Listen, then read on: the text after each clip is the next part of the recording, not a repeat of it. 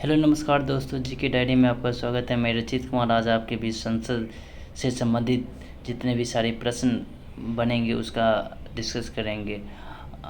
तो चलिए देखते हैं क्वेश्चन नंबर एक। क्वेश्चन नंबर एक कहता है कि संसद में शामिल होते हैं राज्यसभा, लोकसभा और प्रधानमंत्री, राष्ट्रपति, प्रधानमंत्री और राज्यसभा, उपराष्ट्रपति, राष्ट्रपति और राज्यसभा, लोकसभा और राष्ट्रपति। तो इसका आंसर हो जाएगा राज्यसभा, लोकसभा और राष्ट्रपति। संसद राज्यसभा, लोकसभा और राष्ट्रपति मिलकर बनते हैं। राज्यसभा की बात करें तो राज्यसभा की चर्चा अनुच्छेद 80 में है और राज्यसभा का गठन 3 अप्रैल 1952 को हुई थी, जिसकी प्रथम बैठक 13 मई 1952 को हुआ था। राज्यसभा का सभापति उपराष्ट्रपति होते हैं और इसके कुल राज्यसभा सदस्यों की संख्या 250 होते हैं, जिनमें से 12 सदस्यों का मनोनयन राष्ट्रपति के द्वारा अनुच्छेद 80(2) के तहत किया जाता है। राज्यसभा के सदस्यों की बात करें तो इसका कार्यकाल 6 वर्षों का होता है। राज्यसभा एक अस्थायी सदन है और हर 2 साल में 1/3 सदस्य सेवानिवृत्त होते हैं। वर्तमान में राज्यसभा के सभापति एम वेंकैया नायडू हैं। लोकसभा की बात करें, लोकसभा की चर्चा अनुच्छेद 81 में है। लोकसभा को निम्न सदन या जनता का सदन भी कहा जाता है। इसके सदस्यों का कार्यकाल 5 वर्षों का होता है तथा इसके सदस्यों की संख्या 552 हो सकती है। सदस्यों की न्यूनतम योग्यता की बात करें तो 25 वर्ष होती है। प्रथम लोकसभा का चुनाव 1951-52 में हुआ था। इसके प्रथम अध्यक्ष जीवी मालवंकर थे और वर्तमान लोकसभा अध्यक्ष ओम बिरला है। राष्ट्रपति की बात करें, राष्ट्रपति के अनुच्छेद 52 में यह कहा गया है कि भारत का एक राष्ट्रपति होगा। अनुच्छेद 53 में संघ की कार्यपालिका शक्ति राष्ट्रपति में निहित होगी। अनुच्छेद 54 में राष्ट्रपति के निर्वाचन की चर्चा किया गया है। अनुच्छेद 55 में राष्ट्रपति के निर्वाचन समान अनुपातिक प्रातिनिधिक एकल संक्रमणीय पद्धति के द्वारा किया जाएगा। अनुच्छेद 56 में राष्ट्रपति के कार्यकाल की चर्चा है कि राष्ट्रपति का कार्यकाल कितना वर्ष होगा। अनुच्छेद 57 में राष्ट्रपति कितनी बार भी अपने पद पर नियुक्ति किया जा सकता है। अनुच्छेद 61 में राष्ट्रपति पर महाभियोग की चर्चा है। अनुच्छेद 58 की बात करें तो राष्ट्रपति के पद हेतु योग्यता क्या होगी, इसके बारे में चर्चा किया गया है। तो चलिए देखते हैं। तो इसका आंसर हो जाएगा ऑप्शन नंबर डी। चलिए देखते हैं नेक्स्ट क्वेश्चन। लोकसभा चुनाव का कोई प्रत्याशी अपना जमानत खो देता है यदि उसे प्राप्त ना हो सके। वैध मतों का 1/2, वैध मतों का 1/5, वैध मतों का 1/6, वैध मतों का 1/4। तो इसका आंसर हो जाएगा ऑप्शन नंबर सी, वैध मतों का 1/6।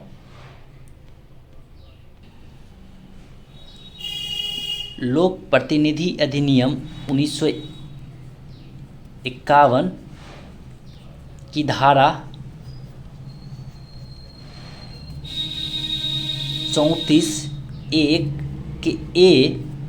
के अनुसार संसदीय निर्वाचन क्षेत्र के लिए चुनाव लड़ने के लिए 25,000 रुपये तथा विधानसभा चुनाव लड़ने के लिए 10,000 रुपये सिक्योरिटी राशि जमा करनी होती है। किसी प्रत्याशी को किसी निर्वाचन क्षेत्र में डाले गए कुल वैध मतों का 1/6 बहुत से कम मिलते हैं तो उसकी जमानत राशि जब्त मानी जाती है, अर्थात उस प्रत्याशी के द्वारा चुनाव आयोग के पास जो राशि जमा की थी उसको वापस नहीं मिलेगा, अर्थात जमा राशि उसे निम्न परिस्थितियों में भी मिलता है। यदि उम्मीदवार की नामांकन रद्द कर दी जाए। दूसरा, यदि 1/6 मतों लाकर भी वह जीत जाता है। तीसरा, उम्मीदवार मतदान शुरू होने से पहले उसकी मृत्यु हो जाए, निम्न परिस्थितियों में जमानत राशि नहीं जब्त होगी। इसका आंसर हो जाएगा ऑप्शन नंबर सी, चलिए नेक्स्ट देखते हैं क्वेश्चन नंबर 3। संविधान के किस संशोधन में लोकसभा के सदस्यों की संख्या 525 से बढ़ाकर 545 कर दी गई? 31वें संविधान संशोधन, 35वें संविधान संशोधन, 42वें संविधान संशोधन, 44वें संविधान। इसका आंसर हो जाएगा ऑप्शन नंबर ए, 31वें संविधान संशोधन। मूल संविधान में लोकसभा सदस्यों की संख्या 500 थी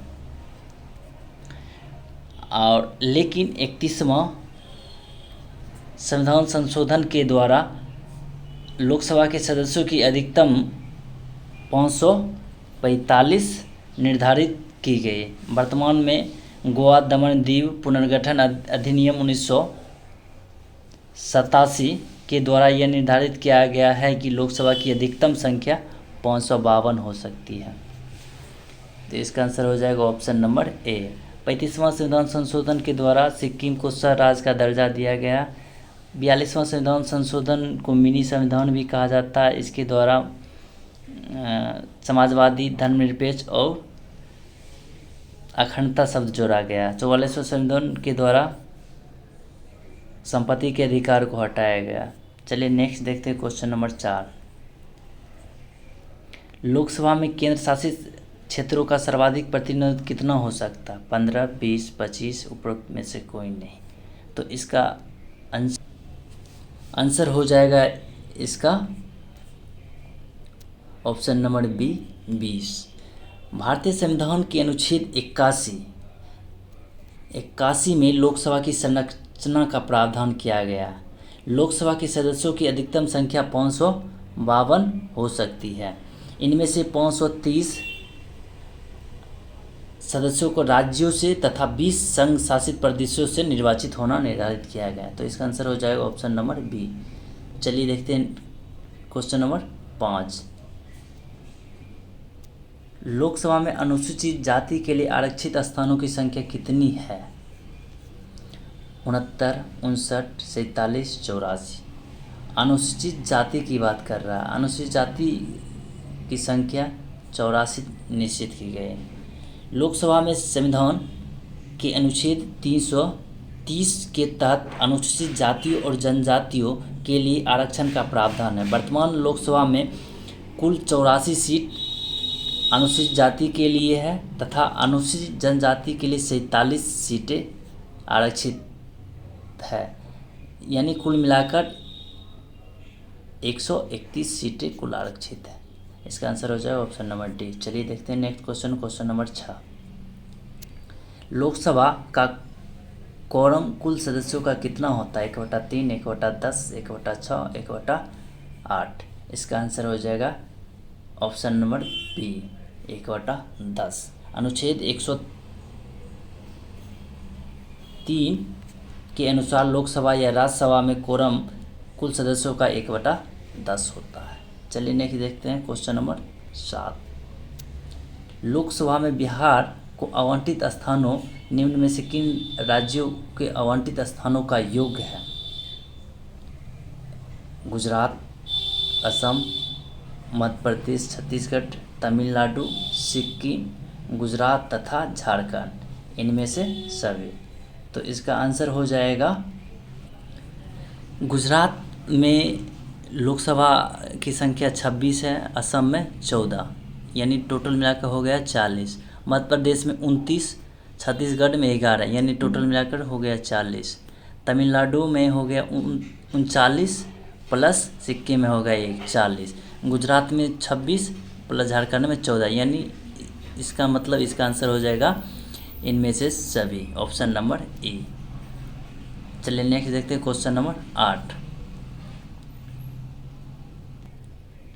प्रोटेम स्पीकर का मुख्य कर्तव्य होता है स्पीकर की अनुपस्थिति में सदन की कार्यवाही का संचालन करना, सदस्यों को शपथ दिलाना, केवल सदस्यों के चयन प्रमाण पत्रों को चेक करना कि वह सही है और अस्थायी रूप से स्पीकर का कार्य करना जब स्पीकर के चुनाव की संभावना हो।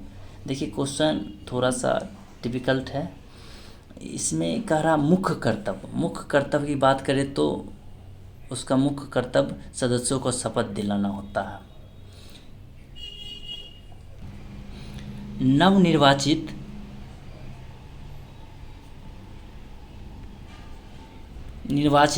सदन में लोकसभा अध्यक्ष के चुनाव से पूर्व सदन के सबसे वरिष्ठ सदस्य को प्रोटेम स्पीकर चुना जाता है, जिसका काम सदस्यों को शपथ दिलाना होता है तथा स्पीकर के चुनाव तक सदन की अध्यक्षता करता है। प्रोटेम स्पीकर की नियुक्ति राष्ट्रपति करता है।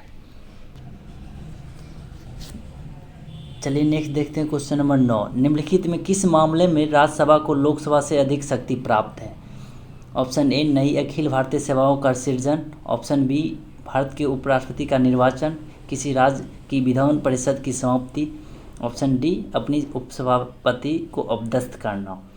तो इसका आंसर हो जाएगा ऑप्शन नंबर ए नई अखिल भारतीय सेवाओं का सृजन। इसका चर्चा अनुच्छेद 312 में किया गया। अब चलिए देखते हैं किस मामले में राज्यसभा को लोकसभा से अधिक शक्ति प्राप्त है। जैसे अनुच्छेद 249 में के अंतर्गत राज्य सूची के विषय पर राज्यसभा 1 वर्ष के लिए बिल बना सकती है। अनुच्छेद 312 के तहत नया अखिल भारतीय का गठन 2/3 बहुमत से राज्यसभा कर सकती है। तीसरा, अनुच्छेद 67 के अनुसार उपराष्ट्रपति को हटाने का प्रस्ताव केवल राज्यसभा में ही लाया जाता है। इस प्रकार ये राज्यसभा का एकाधिक शक्ति है। चलिए नेक्स्ट देखते हैं question number 10। Question number 10, Rajya Sabha के सदस्य का कार्यकाल कितने वर्ष का होता है? 3 वर्ष, 5 वर्ष, 6 वर्ष, 2 वर्ष। राज्यसभा के सदस्य की कार्यकाल पूछ रहा है। राज्यसभा के सदस्य का कार्यकाल 6 वर्ष का होता है। अगर राज्यसभा की बात करें तो राज्यसभा एक अस्थायी सदन होता है, इसका कोई कार्यकाल नहीं होता। इसका आंसर हो जाएगा ऑप्शन नंबर सी। धन्यवाद दोस्तों देखने के लिए। अच्छा लगे तो लाइक सब्सक्राइब